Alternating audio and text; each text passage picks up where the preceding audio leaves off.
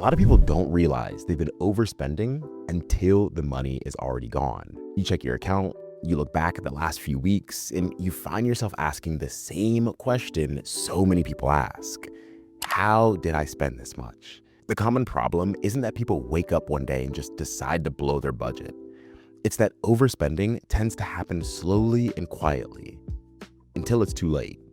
But there's actually a simple setup that can help you catch overspending early before it turns into a bigger problem. In this video, I want to show you a simple system that helps you notice when spending is drifting off track while it's happening, so you can make adjustments before things get out of hand. My name's Obi, and I've been studying personal finance for over a decade and spent years working in asset and wealth management. And one thing I've learned is that most financial problems don't happen overnight. They happen slowly when we don't notice the little things along the way. A lot of people assume overspending is mainly a discipline problem, but often it's actually an awareness problem. Most of our spending decisions happen in small moments throughout the week. A meal out here, an online purchase there, maybe a subscription renewal, or a few impulse buys. Individually, none of those decisions seem like a big deal, but when they start stacking up over time, they can slowly push spending higher than expected. And if you only check your finances at the end of the month, that's when surprises hit. At that point, the money is already gone, which means fixing the problem becomes much harder. This is why catching spending early is so important, because sometimes a small mistake doesn't feel like a big deal until you realize how off course you actually are. A few years ago, my wife and I were driving home from a vacation with her family. It was really early in the morning and I was the one driving. Before we left, I pulled up my GPS, I hit home and started driving. Everything seemed fine at first, but after about an hour or so, my wife mentioned that the route didn't look familiar. And at first I didn't think much of it, but eventually we checked the map again and realized something was wrong. We were actually driving in the opposite direction. Instead of heading in the right direction, which would have been north, we were driving in the wrong direction, which was south. And the reason was simple. My GPS was set to the wrong address.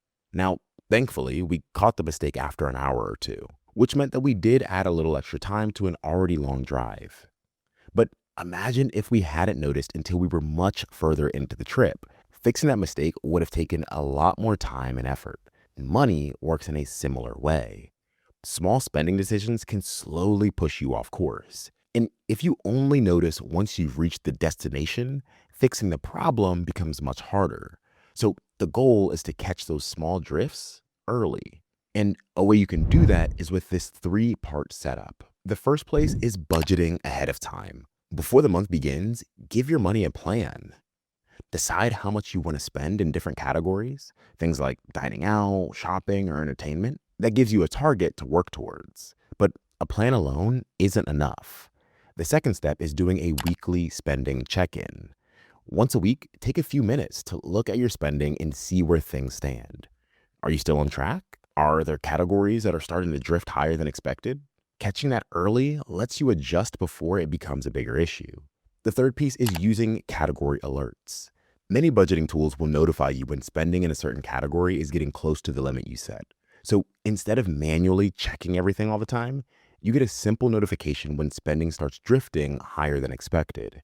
And that awareness can make a real difference, because the earlier you notice spending drifting off course, the easier it is to correct. My wife and I personally use an app called Monarch Money for this. If you're curious, I'll leave a link down in the description below. And that link is a referral link, which means you may receive a discount if you sign up, and I may receive a small commission as well. And if you enjoy conversations like this around money habits and building healthier financial systems, I share ideas like this in my newsletter, which you can also find in the description down below. Also, if you want to keep learning about managing money better, check out this video on the screen that YouTube thinks you'll like best.